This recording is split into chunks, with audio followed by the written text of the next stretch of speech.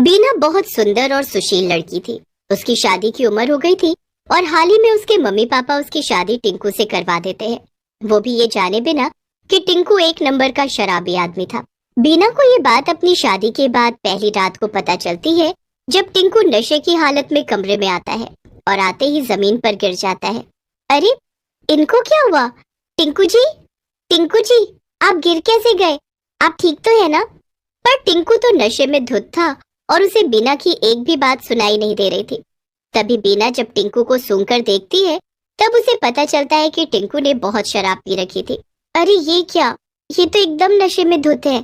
अब मैं क्या करूं? हे भगवान, मुझे तो शराबी पति मिल गया। बीना दुखी होकर टिंकू को उठाने की कोशिश करती है और किसी तरह उसे बेड पर लिटाकर उसके जूते और मोजे निकाल देती है। फिर क्या था? फिर तो अगले दिन से बीना के घर में तांडव शुरू होता है। टिंकू आए दिन शराब पीकर घर आता था और बीना को भी मारता पीटता था।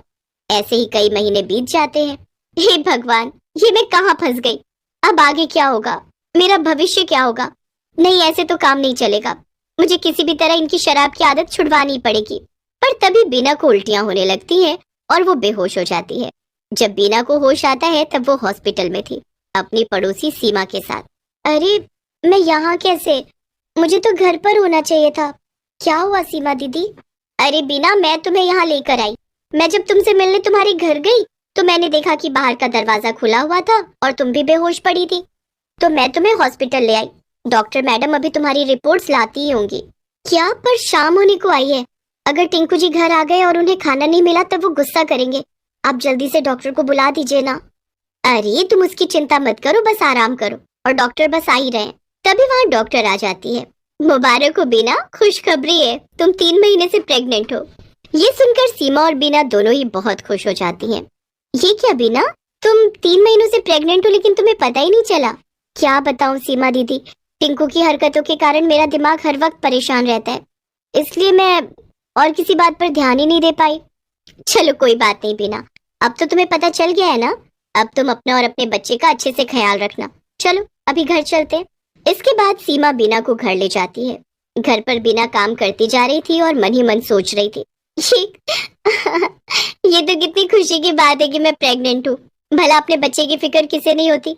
अगर एक बार टिंकू अपने बच्चे के आने की खुशखबरी सुनेंगे ना, तो वो भी जरूर ये नशा छोड़ देंगे।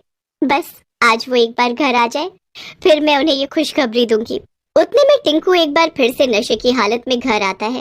ए बीना, जल्दी से मेरा खाना लेकर आ, मुझे बहुत भूख लग रही है। बीना जल्दी से टिंकू को खाना लाकर देती है और खुशी खुशी उसके पास खड़ी हो जाती है। सुनिए, मुझे आपको एक अच्छी खबर सुनानी है। मुझे कुछ नहीं सुनना, चुपचाप मेरे लिए और रोटियां लेकर आ। हमें लेकर आती हूँ, पर पहले आप मेरी बात तो सुनिए, आप भी सुनकर बहुत खुश होंगे। टिंकू को इतने में ही गुस्सा आ जाता है और वो थाली नीचे फेंक देता है। बीना को टिंकू पर गुस्सा आ जाता है। वो गुस्से में टिंकू से बोलती है, क्या है, बस खाना खाना खाना। अरे मैं आपसे कुछ बहुत जरूरी बात कहना चाह रही हूँ, लेकिन आपको केवल खाने की पड़ी है। कभी तो मेरी बात सुन लिया करो ना। बीना को ऐसे चिल्लाते देखकर टिंकू को और भी ज्यादा गुस्सा आ जाता है। तेरी इतनी मजाल, तूने मुझसे ऊंची आवाज में बात की, आज तो तेरी खैर नहीं। टिंकू गुस्से में टेबल पर रखा हुआ चाकू उठाता है और बीना को मार देता है। बीना तड़प तड़प कर वहीं पर गिर जाती है और टिंकू नशे में होने के कारण बेहोश हो जाता है। सुबह जब टिंकू होश में आता है तो देखता है कि उसके घर पर काफी भीड़ थी और साथ में पुलिस वाले भी थे। अरे ये सब क्या हो रहा है? यहाँ मेरे घर पे इतनी भीड़ क्यों है? चाले उठे, फोन करके पूछ रहा है कि इतनी भीड़ क्यों इकट्ठा है? अरे ये भीड़ तेरी बारात निकालने आई है और वो भी जेल तक। चल। क्या? खून? किसका खून? मैंने क्या किया? मैंने किसी को नहीं मारा। तुमने तो हद ही पार कर दी टिंकू, तुमने बीना को मार दिया। अरे वो प्रेग्नेंट थी। तुम कैसे इंसान हो, तुमने अपनी पत्नी के साथ साथ अपने बच्चे को भी मार दिया। क्या वो प्रेग्नेंट थी? लेकिन मुझे तो ये सब कुछ भी नहीं पता था, और वैसे भी मैंने उसे नहीं मारा। उसने जरूर खुदकुशी की होगी। हाँ, वो मेरे साथ खुश नहीं थी ना, इसीलिए उसने अपनी चाल है। अब ये बाकी की बकवास है थाने चल के करना। पुलिस टिंकू को गिरफ्तार कर लेती है और जेल ले जाती है। वहीं दूसरी तरफ बीना एक चुड़ैल में बदल जाती है। बीना अब एक प्रेग्नेंट चुड़ैल थी और वो गुस्से में पूरे घर में टिंकू को ढूंढ रही थी। कहाँ गया ये शराबी टिंकू? आज मैं इसे छोड़ने वाली नहीं। इसने मेरा क्या हाल बना दिया है। मैं अपने बच्चे के साथ चुड़ैल बनकर भटक रही हूँ। कहाँ है ये टिंकू? जब प्रेग्नेंट चुड़ैल ने सारे घर में टिंकू को ढूंढा और उसे वो कहीं नहीं मिला, तो वो सीधा सीमा के घर गई। सीमा प्रेग्नेंट चुड़ैल को देखकर डर गई। कौन हो तुम? यहाँ क्यों आई हो? सीमा दीदी, ये मैं हूँ, आपकी बीना। कल रात टिंकू ने मुझे चाकू से मार दिया था और मैं तब से ऐसे ही भटक रही हूँ और टिंकू को तलाश रही हूँ। क्या? ये सब तो बहुत बुरा हुआ है बीना। मुझे तुम्हें इस हालत में देखकर बहुत दुख हो रहा है, लेकिन टिंकू तुम्हें यहाँ नहीं मिल पाएगा। उसे तो पुलिस पकड़ कर ले गई है। मेरी आत्मा को शांति तभी मिलेगी जब मैं टिंकू से बदला ले लूंगी। तब तक मैं ऐसे ही भटकती रहूंगी। लेकिन बीना, टिंकू तो जेल में बंद है, उसे वहां से निकालना तो बहुत मुश्किल है। ठीक है, अगर वो बाहर नहीं आ सकता तो मैं ही उसके पास चली जाती हूँ। आप बस मुझे इतना बता दीजिए कि वो किस जेल में बंद है। मगर ये तो मुझे पता ही नहीं है बीना। ठीक है, फिर मैं इस शहर की एक एक जेल छान मारूंगी और उस शराबी को ढूंढ निकालूंगी। मैं उसे ऐसे सुकून से जीने तो नहीं दूंगी। इतना कहकर चुड़ैल वहां से गायब हो जाती है और टिंकू की तलाश में लग जाती है। कई महीने गुजर जाते हैं और उसे टिंकू का कुछ पता ही नहीं लग पाता है। एक दिन वो एक शराब की दुकान के पास से गुजर रही थी और वहां खड़े कुछ लोगों पर उसकी नजर पड़ी। वो लोग आपस में बातें कर रहे थे। अरे ये कैसा अजीब सा कैदी है ना। इतनी लत है इसे शराब पीने की। जेल के अंदर बंद होकर भी दूसरे कैदियों से ज्यादा काम करता है ताकि अपनी शराब के लिए पैसे जमा कर सके। हाँ?